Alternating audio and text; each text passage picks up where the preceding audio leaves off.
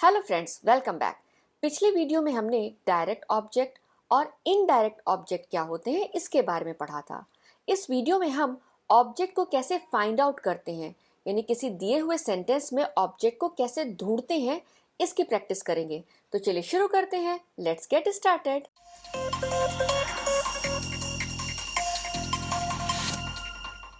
अब जैसे यहाँ पर एक सेंटेंस है, प्रीति गिव्स अ गिफ्ट। प्रीति एक गिफ्ट देती है। इस सेंटेंस में डायरेक्ट ऑब्जेक्ट और इनडायरेक्ट ऑब्जेक्ट को कैसे ढूंढेंगे? जैसा कि मैंने अपने पहले डायरेक्ट और इनडायरेक्ट ऑब्जेक्ट के वीडियो में बताया है कि डायरेक्ट ऑब्जेक्ट वो वस्तु या व्यक्ति होता है जिस पर वर्ब सीधा काम करता है, सीधा उसी पर असर डालता है। और डायरेक्ट ऑब्जेक्ट हमेशा वर्ब के बाद आता है और ये नाउन या फिर प्रोनाउन होता है। अब आइए चलिए देखते हैं कि किसी सेंटेंस में अगर डायरेक्ट ऑब्जेक्ट होता है तो हम उसे कैसे पहचानेंगे। तो सबसे पहले हम देखेंगे कि वर्ब के बाद कोई नाउन या फिर प्रोनाउन है, और अगर है तो हम वर्ब में व्हाट या फिर whom लगाकर क्वेश्चन करेंगे और हमें जो आंसर आएगा वो आंसर हमारा डायरेक्ट ऑब्जेक्ट होगा। वर्ब में व्हाट लगा करके क्वेश्चन जब हम करेंगे तब हमें नॉन लिविंग डायरेक्ट ऑब्जेक्ट का नाम पता चलता है। और जब हम वर्ब के बाद whom लगाते हैं, whom का अर्थ होता है किसे या किसको, और अपना क्वेश्चन करते हैं, तब हमें व्यक्ति का नाम पता चलता है जो कि हमारा डायरेक्ट ऑब्जेक्ट होता है। मेरे डायरेक्ट और इनडायरेक्ट ऑब्जेक्ट के वीडियो का लिंक इस वीडियो के डिस्क्रिप्शन बॉक्स में दिया गया है, आप उस वीडियो को जरूर देखें। तो आइए चलिए कुछ एग्जाम्पल सेंटेंसेस देखते हैं और डायरेक्ट ऑब्जेक्ट का पता लगाते हैं। तो हमारा सेंटेंस था, प्रीति गिव्स अ गिफ्ट। प्रीति एक उपहार देती है। तो इस सेंटेंस में हम सबसे पहले वर्ब का पता लगाएंगे, क्योंकि वर्ब के आगे ही हमें व्हाट या whom जोड़ करके अपना क्वेश्चन बनाना है। तो इस सेंटेंस में वर्ब क्या है? गिव्स। और अब इसके बाद हम व्हाट लगा करके अपना क्वेश्चन बनाते हैं। गिव्स व्हाट, क्या देती है?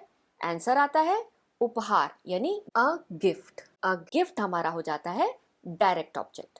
और अब हम गिफ्ट्स के आगे whom लगाते हैं। गिफ्ट्स whom, किसको देती है? तो सेंटेंस में देखिए यहाँ कुछ भी नहीं लिखा है, यानी सेंटेंस में सिर्फ एक ऑब्जेक्ट दिया गया है, अ गिफ्ट। तो इस तरह से हमारा डबल चेक हो गया, क्योंकि सेंटेंस में अगर एक ही ऑब्जेक्ट दिया जाता है तो वो हमेशा डायरेक्ट ऑब्जेक्ट होता है। तो इस तरह से गिफ्ट यहाँ पर डायरेक्ट ऑब्जेक्ट है। और वर्ब के आगे व्हाट लगाकर जब हमने क्वेश्चन किया तो भी हमें आंसर क्या मिला? गिफ्ट। इस तरह से अ गिफ्ट डायरेक्ट ऑब्जेक्ट है। I am washing the dishes. मैं बर्तन धो रहा हूँ। तो अब यहाँ पर वर्ब क्या होगा? वॉशिंग। अब आप सोच रहे होंगे कि एम क्यों नहीं? एम यहाँ पर हेल्पिंग वर्ब है, तो हम हेल्पिंग वर्ब को नहीं देखेंगे, हम किसे लेंगे? मेन वर्ब को। तो मेन वर्ब यहाँ पर वॉशिंग है, तो वर्ब बन जाता है वॉशिंग। अब वॉशिंग के आगे हम व्हाट लगाएंगे। वॉशिंग व्हाट, क्या धुल रहा हूं? The dishes. तो इस तरह से द डिशेस क्या है? Direct object. I enjoy the rain, यानी मैं बारिश का आनंद लेती हूँ या फिर बारिश मुझे अच्छी लगती है। तो इस सेंटेंस में वर्ब क्या है? एंजॉय। एंजॉय का मतलब आनंद लेना। अब इसके आगे हम व्हाट लगा करके अपना क्वेश्चन बनाएंगे। एंजॉय व्हाट, किस चीज का आनंद लेती हूँ? आंसर क्या है? द रेन, यानी बारिश। तो इस तरह से बारिश हमारा डायरेक्ट ऑब्जेक्ट हो जाएगा। और सेंटेंस में आप देख रहे हैं और कोई दूसरा ऑब्जेक्ट दिया भी नहीं है। She loves her child a lot. वह अपने बच्चे से बहुत प्यार करती है, या फिर वह अपने बच्चे को बहुत प्यार करती है। तो वर्ब इस सेंटेंस में क्या हुआ? लव्स, यानी कि प्यार करती है। लव्स whom, किसे प्यार करती है? Her child. तो इस तरह से हर चाइल्ड क्या हो जाता है? Direct object. I have booked the tickets. मैंने टिकट्स बुक कर लिए हैं। तो इस सेंटेंस में वर्ब क्या है? मेन वर्ब है बुक्ड। और बुक्ड व्हाट, क्या बुक किया? The tickets. द टिकट्स क्या है? Direct object. I had called her. मैंने उसे कॉल किया था। ये पास्ट परफेक्ट टेंस का एक सिंपल सेंटेंस है। मैंने उसे कॉल किया था, जहां पर हैड हेल्पिंग वर्ब है और मेन वर्ब क्या है? कॉल्ड, जो कि कॉल का V2 फॉर्म है। I had called her. तो इस तरह से वर्ब है कॉल्ड। अब यहाँ पर कॉल्ड के बाद हम देख रहे हैं कि प्रोनाउन का यूज किया गया है, हर। तो हमारा क्वेश्चन क्या बनेगा? कॉल्ड whom, किसे कॉल किया था? तो आंसर क्या आएगा? हर। तो इस तरह से हर यहाँ पर डायरेक्ट ऑब्जेक्ट है। The farmer sows the seeds.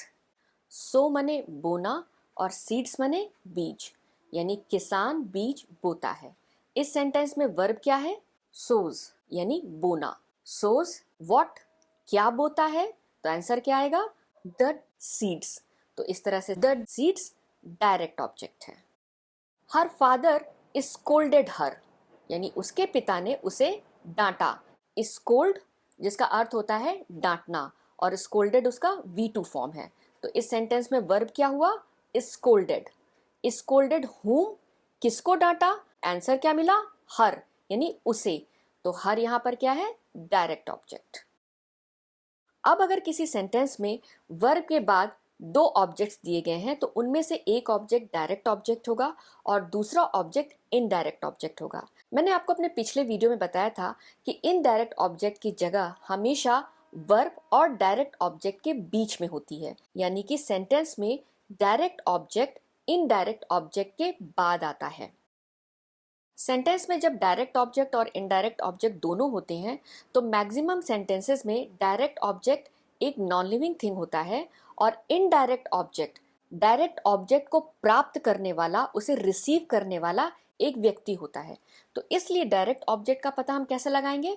Verb में व्हाट ऐड करके, जैसे हमने अभी पहले किया था। और इनडायरेक्ट ऑब्जेक्ट का पता लगाने के लिए वर्ब के साथ हम टू हुम या फिर फॉर हुम जोड़ते हैं। टू हुम यानी किसको, फॉर हुम यानी किसके लिए। रवीना शोड हर पेरेंट्स हर मार्क्स।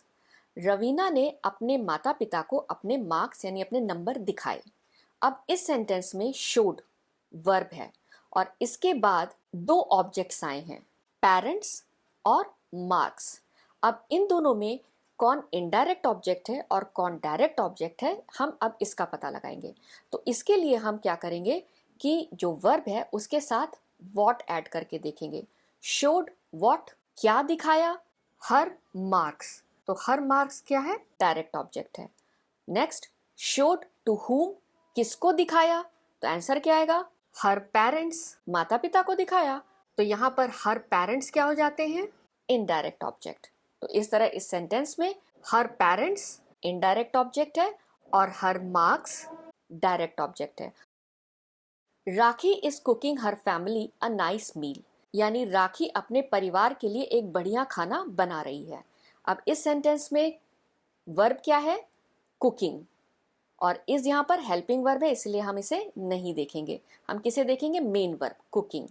अब कुकिंग के आगे व्हाट जोड़ करके हम अपना डायरेक्ट ऑब्जेक्ट ढूंढेंगे। कुकिंग व्हाट, क्या बना रही है? आंसर क्या आएगा? A nice meal. Cooking for whom, किसके लिए बना रही है? For her family. तो यहाँ पर हर फैमिली क्या हो जाता है? Indirect object. They gave the wall a new colour, उन्होंने दीवार को एक नया रंग दिया। सेंटेंस में वर्ब क्या है? गेव। गेव गिव का V2 फॉर्म है जिसका अर्थ होता है दिया। अब अपना हम क्वेश्चन बनाते हैं। गेव व्हाट, क्या दिया?